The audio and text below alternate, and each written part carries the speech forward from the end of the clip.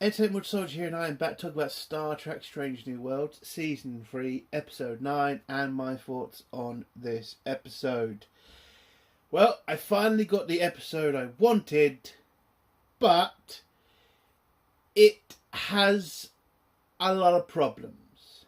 Now, I will say these kinds of episodes, especially in Star Trek, are very challenging for writers because you are having to work with so little but make it as entertaining as you can, which is definitely hard with this sort of episode. I think they did an okay job in that department.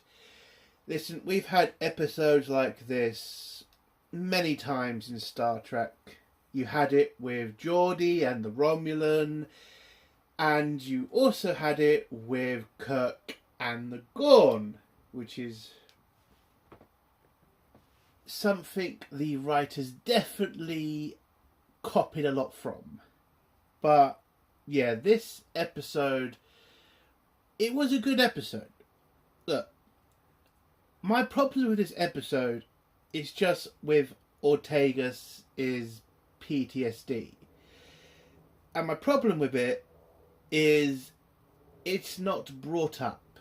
I mean, maybe for a second, maybe in the flashback or the reminder clip before the episode, but this was the perfect episode to drill down that, problem that Ortega's is going through. And the writers did not do that, unfortunately. They decided to do something else, which I understand. Listen, I understand what they're copying. I understand what they're trying to show in this episode. I get it. But again, Ortegas and her PTSD is an important story to some people. And if you're going to say that she has this condition and have her in a situation where that would definitely be affected by the person she is interacting with in this situation, then you need to explain it and we need to see her go through it. And they just did not do a good job in that department. That's why I can't say this is a fantastic episode. If they had got that aspect right in this episode, I would have said this is the best episode of the season.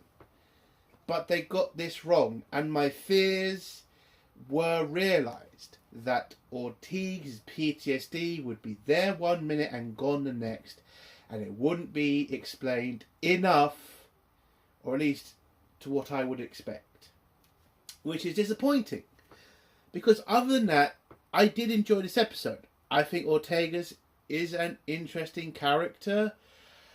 I think the way she was in this episode was pretty great. I get that some people may say, don't you think she was kind of a Mary Sue with all the stuff she was doing in the episode? No, they've shown Ortega's,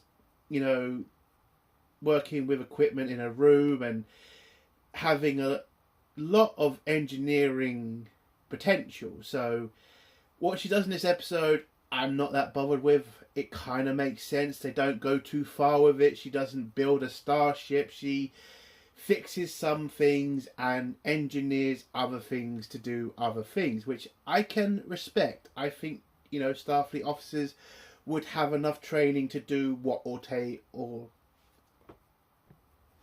does. So I'm not bothered by that. So I'm not going to call her a Mary Sue in this episode because I don't think that's what she is in this episode. But yeah, so I did enjoy this episode. I'm not that fussed about the ending, even though the ending is completely ripped off from the Gorn and Kirk episode, definitely, with that person returning, or at least that species returning. So yes, I kind of didn't like that. It seems a bit too much of a copy of the Kirk Gorn episode. I'm sorry, but that is what I think. But yeah, other than that, I think the episode was good. again, these episodes are difficult to make entertaining and interesting. But Star Trek, with good writers, can do these kinds of episodes. And as I said before, we have seen these episodes before. So what would I give this episode out of 10? I think it's a solid episode. I think it's a 7 out of 10. Look, I can't give it any higher than that because I am not happy with how they handled PTSD. I think they did a bad job of it. Okay, you've built this up for ages. I've wanted to see an episode with just Ortegas. I've wanted them to flesh this out, and they didn't do it. So yes, I'm not going to give it points for screwing up in that department. But other than that, I think it's a solid episode and an enjoyable episode. Other than the ending, which is kind of sad. But yeah, it's a good episode. I have been surprised with this season of Strange New Worlds. It's not been a continuous load of shit. I mean, we have had it has been for a bit now shit, but I have been surprised with the fact we have gotten solid episodes. So I will give them credit for that, which I am very surprised. So 7 out of 10. Let's get to spoilers now. If you don't want to hear spoilers, leave in 3, 2, 1. So the episode starts off with Ortegas telling us that she's been sent on a mission on her own to scan some uncharted space. She's also been given the all clear from the doctor because a couple of episodes ago she was put on a disciplinary because of her actions in that other episode with the Gorn. So yes, they're gonna trust her to go on her own because she's a good pilot, and going through this uncharted space is pretty difficult for a lot of pilots, so Ortegas is the obvious option. So she gets ready, has a little chat with Uhura, and Uhura just, gives her a little pep talk whilst, telling her mission. Oh, also, apparently, Spock can't go on this mission because he can't figure out the gravity waves positions in time, so he can't go on the mission. So Ortegas is going on a mission because she at least has piloting skills that could help not get hit by any of these things. So yeah, so she gets told what the mission is. All she's going to do is fly into this uncharted space and drop a buoy and head back to the Enterprise. So she heads off, gets a little information from Uhura. Uhura gives a little pep talk, as I said. I do want to just mention one thing. We were in Ortegas' room. Now, this is going to be a bit of a weird problem I have with it, but why is Ortegas' room a teenage boy's room? Like, everything in there says that's a fucking teenager's room. That's not a fucking Starfleet officer's or a fucking woman's room. I could get it, she is a bit of a tomboy and shit like that. But yeah, it was just really kind of weird. I know she's a pilot, I know she's an engineer in some cases because she's got a bike in there. But again, it just looks like a teenage boy's room. It's very weird.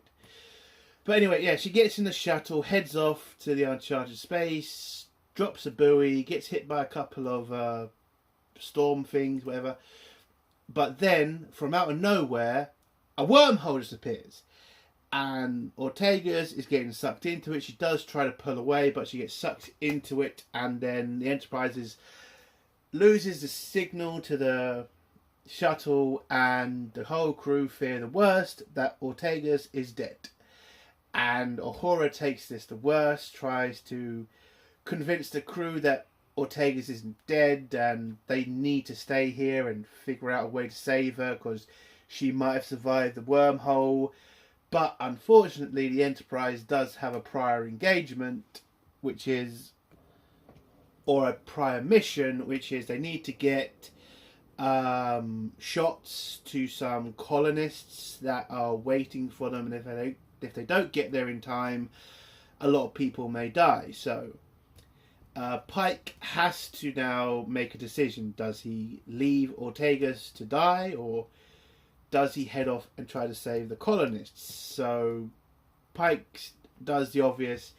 He stays there, tries to figure out, is Ortegas dead or is she alive? But he has to tell Uhura, we can't stay here forever. We do need to head off and save the colonists.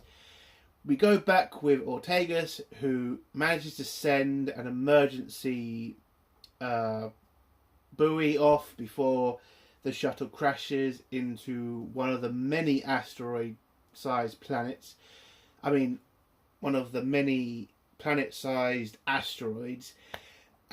She crash lands, and another problem I have with this episode, Starfleet apparently don't fit any, like, emergency airbag in shuttles when they crash. I know I've seen a lot of Star Trek episodes, and, you know, shuttles do crash a lot and they don't have those sort of things. But it would be a good thing to put in a shuttle when it crashes, so the Starfleet officers will just bang their head on the fucking computer screen. It just seems kind of weird that Starfleet hasn't kept that technology. I'm just saying. Anyway, so Ortegas crashes. She wakes up from the crash, kind of realizes she's in a pretty shit situation. All of her rations and water have been destroyed in the crash. She is, you know, in a very bad situation now. No food, no water. She has to now figure out a way to contact the Enterprise, so she falls back on her training, realises she needs to find water first, because water is the most important thing when you're stuck on a planet that doesn't have water. So she builds a air purifier or something out of the systems on the shuttle, manages to create it. It makes water for her. She then realises she also needs food. Unfortunately, she has to go outside and find that. See if she can find some sort of, you know, grass or maybe some animals. Which is kind of weird because I remember the Orville and how they kind of talk about killing creatures, how it's very bad, but in Star Trek it's kind of good. I don't know, it's just an episode I remember from the Orville when that one guy talked about killing an animal and he felt like a murderer. Sorry, it just came into my head. But anyway, so she has to leave the shuttle. She's able to get out of it. She realises she's on a asteroid planet, not really much on there. She goes looking around, trying to figure out if she can find somebody on it, or maybe find some food or whatever. She walks around for a bit. She starts noticing certain lights about, and then she sees one particular light or one particular thing and realizes it's moving. So there is other life on this asteroid. So she heads in that direction, and when she gets there, she has these this one binocular thing. I don't know what it's called or whatever, but it's just binocular. She looks over to it, and she looks over to this shack-looking thing, and realizes the person who's created it probably isn't technologically superior to her, but maybe this person or thing has food that she can negotiate with it for. So she heads in that direction. When she gets there, she heads into this encampment and looks into it. Doesn't really see much. Sees some idle things and stuff like that. And then she hears the thing coming back. So she hides. But then it's revealed that this person is not just any person. It's a fucking Gorn. Oh shit. Now, this is a terrible situation that Ortegas is in. She needs the help of this creature to survive, but also it's a fucking Gorn, so what the fuck do you do? But another thing, Ortegas has PTSD because of the fucking Gorn. And how Ortegas reacts is kind of ridiculous. So the Gorn comes back. It smells the fact something else has been in its tent, whatever the fuck it's called, and then starts searching around and trying to see if it's trying to find out where this person is, which is Ortegas.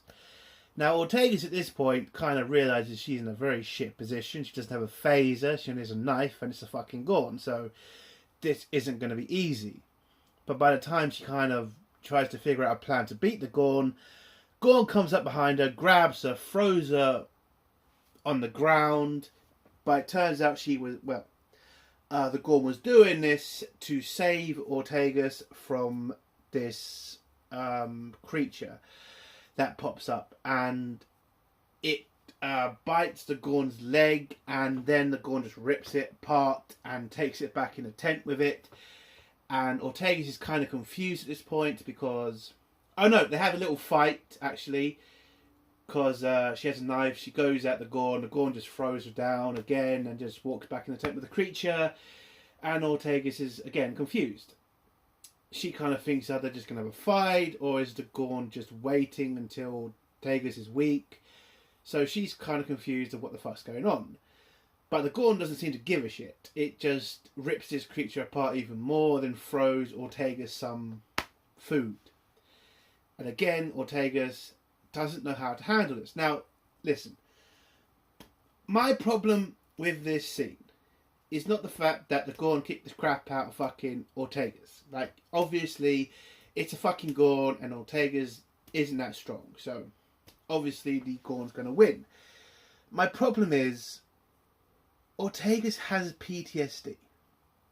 The writers have been showing us this for multiple episodes. The creature that gave her PTSD, or the species that gave her PTSD, is in front of her. And it's literally talked about for 1 second, and then apparently Ortegas just forgets. And just says, fuck it, let's just get on with life. I don't buy that. She was literally... We've had episodes where Ortegas has been going through PTSD, struggling to deal with it, changing as a person. And yet, when she comes face to face with a Gorn, since the Gorn nearly killed her the last time, and she's just fine with it. Yes, I get the situation is terrible. I get that Ortegas needs help, and she needs this Gorn's equipment and shit to send a signal to the Enterprise. But it can't just be that simple. There's got to be more to it than she can just separate this situation. I just don't believe she would be able to do that. I would have loved a scene where she has a fight with the Gorn, not with weapons, but with, shouting, talking. Like, there's a scene in this episode where Ortegas makes a universal translator. And I get that they don't want to show that she's fantastic at engineering. That's why the universal translator can only do 1 or 2 words. I get that. But again, I would have loved a scene where Ortegas is able to create a universal translator that can have her have a real conversation with the Gorn, which Ortegas could have vented her anger at the Gorn, where she could explain that you destroyed my life. I used to be this happy person who loved life, who looked forward to exploring the universe, and you took that from me. And maybe the Gorn at this point could have been like, I am a soldier. I have to fight for my people. My people are warriors. And you could have had this back and forth, and Ortegas could have been like angry, and maybe they could have came to, fists. But you need to put that in the episode. It can't just be waved off like it is in the episode. I just don't like how they handled it. And as I feared would happen, did happen. They just waved it off. Ortegas is completely fine now. Her PTSD is gone, and I do not like that. So, Ortega's kind of retreats from the area as the Gorn seems to not be that bothered with her. I mean, the Gorn gave her some food and just went back to living its life on this desolate asteroid. And Ortega's kind of realizes that the Gorn has equipment, and this equipment could help Ortega send a signal to the Enterprise. I'm going to get the Enterprise stuff out of the way pretty quick because not really much happens, unfortunately, on the Enterprise this episode. So Uhura is the only person on the Enterprise who's really pushing for the Enterprise to stay and look for Ortegas, or at least try to make sure that she's not dead. I mean, or try to make sure that she is dead and not just abandon her. And yes, a lot of the crew are just like, yes, we get it, Uhura, we miss her too, but there is the fact that we have a mission to do which needs to take priority. Because again, one life for all those colonists is just not in the Starfleet manual. And it's definitely not in the Starfleet way. So Uhura tries to get the help of Spock, asks him to help her do some calculations. They send in a bunch of probes into the wormhole to kind of see if they can find Ortega's signal. Like, did she send an SOS, emergency buoy? They just need to check for that. But what the Enterprise figures out is that every time they send probes into the wormhole, and only sending one probe at a time is too weak for them to really calculate a signal through the wormhole. So Uhura kind of figures out they need to send more probes in, but that creates the whole loop of every time they send more probes in, the wormhole gets smaller and smaller, and it will get to the point of just collapsing. So what's the best method at that point? They can't just send a shuttle in, it would be destroyed by the wormhole, and sending the probes isn't working. So Uhura says the only way to guarantee a signal gets through the wormhole is using the Enterprise. Now Pike is unfortunately in a shit situation here. He can't really risk the Enterprise, because if the Enterprise is destroyed by the wormhole, then those colonists are dead. But he doesn't want to leave Ortegas to die, because also Uhura managed to pick up some sort of message from the wormhole from Ortega's. Her emergency signal did get through, but it was very messy. So they can't calculate if she's still alive, but that gives Uhura enough hope to try to force the issue. So Pike agrees, and they use the Enterprise to go into the wormhole to see if they can find Ortegas. Back with Ortegas on the planet, she comes back to the Gorn's encampment, sees that the Gorn's asleep, and manages to steal the Gorn's technology. At least some sort of communication device, at least that's what she suspects it being. Grabs it, heads back to her shuttle, but unfortunately, when she gets to her shuttle, an earthquake happens, and the shuttle is then sunk into the ground. So, yep, that plan's kind of fucked. And Ortegas kind of realises, well, I have to now go back to the Gorn for help, even though I've robbed the Gorn. Which is going to be an interesting conversation if she was to get back there. So she heads back to the Gorn's encampment, but before she can get there, she's attacked by a bunch of creatures. And then the Gorn just pops out of nowhere, grabs the device from Ortega's, and it turns out to be a personal shield, which covers her and the Gorn from these creatures. She heads back to the encampment with the Gorn. The Gorn turns the shield back on, which protects the camp from these creatures and the storm that's happening on the planet. And Ortegas tries to make some sort of alliance with the Gorn, and the Gorn reluctantly agrees to this alliance of just basically staying alive together. But anyway, so the Gorn agrees as long as Ortegas helps the Gorn out with the injury it has on its leg, because apparently these creatures love biting the Gorn's leg for some reason. and the Gorn points to some paste in some sort of bowl and pretty much signals to Ortegas to rub it on its injury, which she does. Then Ortegas tries to figure out a way to use the Gorn's equipment to signal the Enterprise that she's alive. Then she comes up with a better method of communication between them both, which is to create a universal translator. She does, and again, I would say it's not a mercy that she's able to create these things. They have shown that she is good at engineering. They've shown her using tools, her bike. She is a Starfleet officer, so again, it's not impossible for her to be able to do this. Now, she does create the universal translator. It can only say a couple of words, which is yes and no, or agreed and disagreed. And she starts asking the Gorn questions. And the first thing she finds out is that this Gorn is a woman, which was not really surprising to me because this is Kurtzman Trek, so I wasn't expecting this Gorn to be a man. I'll just be honest there. I was obviously like, yeah, this is definitely going to be two girls fighting the universe, which was kind of annoying. But there you go.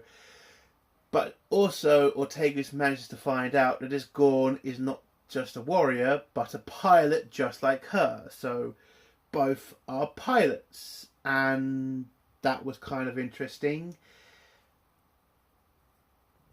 There is one plus I want to say also in this episode. I do like the Gorn's practical effects. Now, I'm not completely sold on how the Gorn looks. Again, I still think that's a bit of a problem. But the special effects, or the practical effects in this episode, are pretty good. Like, the Gorn looks real, it acts real, the snarling stuff, it looked good. So, yeah, I will give it a plus in that department. Again, kind of a rare thing for Kurtzman Trek to get something right in the practical effects. I mean, we all still remember the fucking Orc Klingon shit. Oh, God, that was ridiculous. But yeah, the practical effects look pretty good this episode. Give them credit. So, Ortegas managed to figure out a plan. She's going to try to send a signal to the Enterprise using the Gorn's technology. She figures out a way to use her transmitter and the Gorn's transmitter together to send a signal.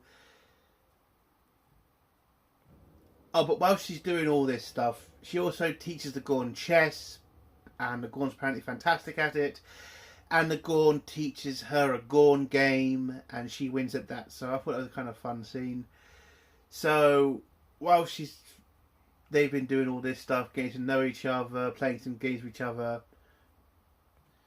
she creates the beacon, manages to send the SOS, but it's going to take time for the Enterprise to pick up the signal.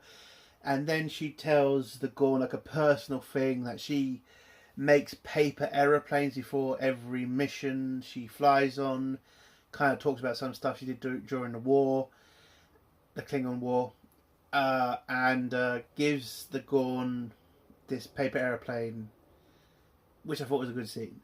So, whilst they're waiting for the Enterprise to get the signal, the Gorn's leg is getting worse, and the only thing that was stopping it was that paste the Gorn had created, and it comes from some sort of rock nearby, and Ortegas needs to go out there and get it. But the Gorn says no, she can't risk it, those creatures are out there. But Ortegas kind of the force is the issue and says, I have to do this, if I don't the infection is going to get worse and you're going to die.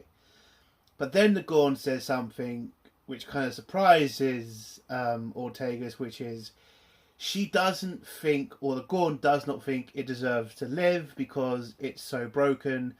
And as we have found out in this Gorn's culture, or at least this Star Trek, the Gorn don't like weakness. As if you remember, the Gorn destroyed one of their own ships because it was weak. So one Gorn who is physically hurt or disabled, I don't think the Gorn are going to be pretty happy to see her again. So it wants to die, basically. But Ortegas tells her, nope, not going to let that happen. I'm going to head out there, get the stone to come back turn into a paste and make sure you stay alive and not let you die. And the Gorn reluctantly agrees, but not exactly 100% on it.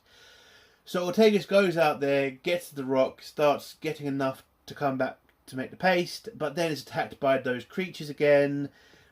But as she hasn't got a phaser and a knife, those creatures are going to kill her, so she uses a flare to kind of frighten them away, but this then just starts a chain reaction from the air, because the air must be very flammable, which blows the creatures away, but also destroys the shield around the camp and destroys the SOS beacon. So now they're pretty screwed, because without that shield, they're going to die.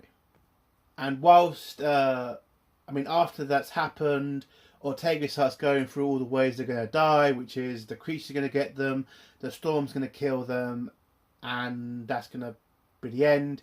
She figures out that if the Enterprise is in the area, if it's finally come through, she can send a big enough signal to them by lighting up the atmosphere with what's left of the Gorn's technology.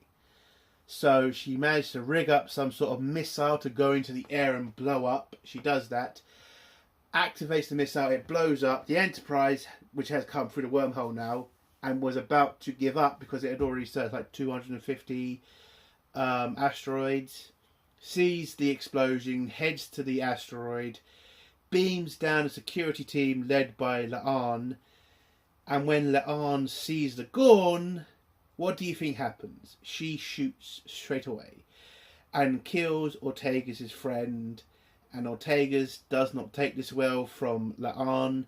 Oh, I should have mentioned, whilst Ortegas has been on this planet, she's been noticing signals around the planet, and also these random lights appearing all over the planet as well.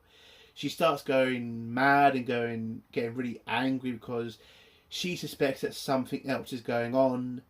Then, when La'an tells the Enterprise to beam them back to the Enterprise, everything pauses.